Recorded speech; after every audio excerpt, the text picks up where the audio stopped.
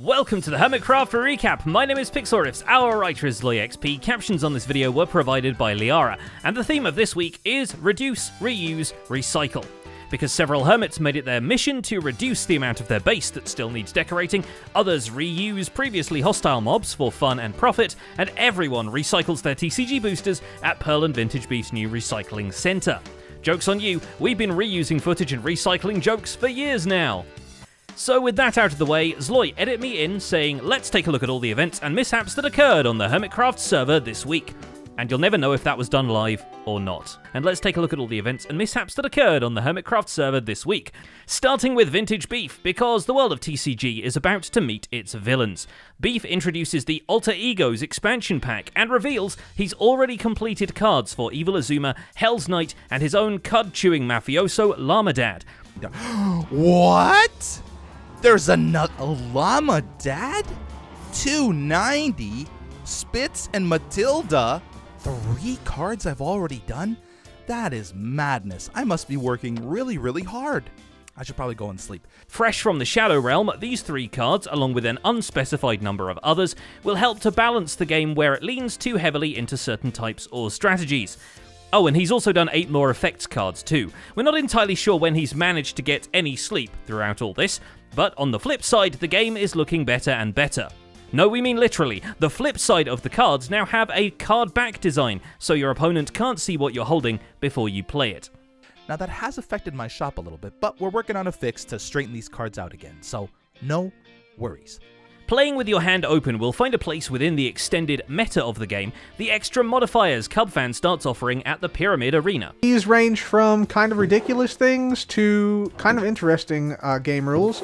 But basically, these are things that we can play on top of TCG. These are essentially extra rules players can add to make their specific duel more fun or more challenging, and opens the space for more varied and more specialized play. The trick is agreeing to one of these only to see your opponent pull out a specialized deck for that one. This is going to be our randomizer, TCG modifier randomizer. I'm going to put a glow item frame on this because I think it looks really cool. Tracking down specific cards you may want is even easier now, as Cubs Arena has a specialized trading area, separated by the type and the specialization of the card. The exchange spots allow you to drop off a card you want to get rid of, and a note as to what card you may want in exchange. So good luck finding something worth Cubs Super Rare B00. By the way, wanted to share that our rare B-dubs that we got last time that we won via the auction is already paying off to deck out XB on XB's stream the other day, and that was without any additional beds. Joe Hills has a lot of space to build onto the side of his pinball machine. He also has a lot of space inside it, but that's for envisioning an Elytra course where the player will act as the pinball. For the sake of research, he tries Azuma's Elytra course and spends a lot of his time bumping into things. Whoa! Is that the end? We did it! And 1 heart remains. Hey! Hey! He has a softer landing in the snowy landscape of Decked Out, where a Hermit's Helping Hermit stream sees False Symmetry and Azuma swing by to spread more powder around the base of the Citadel, which makes a change from the snowball fights that usually break out. I don't know. Yeah, I mean, I'll be honest, I don't think I've ever been at one of these streams, because... usually there's a lot of, like, Jevin Cleo infighting, so I just kind of work quietly. Just kind of laugh. Amid all this cooperation, Joe also finds time for competition, debuting his speedrunner deck against XP Crafted and playing a pickup game against Cubfan after they bump into each other at the recycling center. For your safety, do not cross the chain line, Joe. That's a steadfast line we cannot pass. XP Crafted attempts a speedrun of another kind and ropes Corrales in to help. And we don't mean their time trial races around Azuma's Elytra course, we mean them running as speedily as possible away from the 2 Ravagers XP captured last week. Because it's easier to maneuver these absolute bulldozers when there's someone else to act as bait, and they can take turns panicking all the way to the bullpen XB constructed to keep them contained, which, considering the names XB chose, we're nicknaming either Hell's Kitchen or Flavortown. So I was trying to think of names, and the first 2 names that came to mind, Guy Fieri and Gordon Ramsay for some reason. Why are you judging me? I don't judge you. You're judging me. Because you're giving me a girlfriend. How are they gonna reproduce? Helping XB move his murderous and inconvenient couch awakens Corrales' own appetite for putting monsters in inconvenient places. So having taken a look at Hypnotized's mob grinder, Keralis adapts the design for the space under his own home, which is inconveniencing him first and foremost, as now he has to somehow filter out the zombies and skeletons from the bunch to put them back on the surface and into the Colosseum he built a few episodes ago. I'm not. My voice, all gone. And a really bad cough, so I did lose my voice, but it's slowly coming back. When he will get around to it depends now largely on if False Symmetry will have her own Elytra course open to the server mates sooner or later. Which itself, in no small part, depends on how many more hills she'll have to help Tango Tech with. False puts in her contribution to Decked Out by wireframing and filling in a significant chunk of the backside of the frozen part of the Frozen Citadel, which would be the snow here. But at her own Windy Peak, the ground is as ready as it will ever be for some hermits to smash their bones against it. So False only has to redo a few balconies of her mountain fortress for all her friends to jump off into the Elytra course.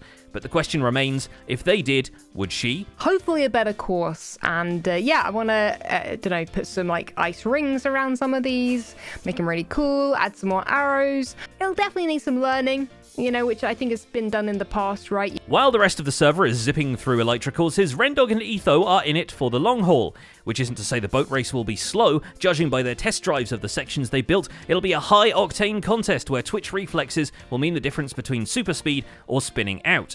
The main roadblock is the sheer size, a problem which Ren has resolved both by recruiting an army of stonemasons to help produce the track edge barriers, and by taking a section of track through a mountain instead of going around or flattening it. But yeah, obviously this is going to be a pretty big project, but I'm not going to do this throughout the whole race or we'll never finish the game. But I think for the start of the race, it's kind of important that we have a really epic beginning. And I think this fits the bill. Instead, he flattens a few zombies by attempting to airdrop them into his iron farm. He's planning to expand the farm in future, hence the whole contraption in the sky, but the rates already look good as the first golems start to roll in. You do love to see that, man. The absolute destruction of the first golem. While Ren is keeping zombies alive for iron, Doc M77 turns his attention to massacring the drowned for copper. The first stage is to deal with natural slime spawns everywhere, after a brief diversion to tell us how good his TCG deck is. Bits and pieces, and this deck is at the moment legal.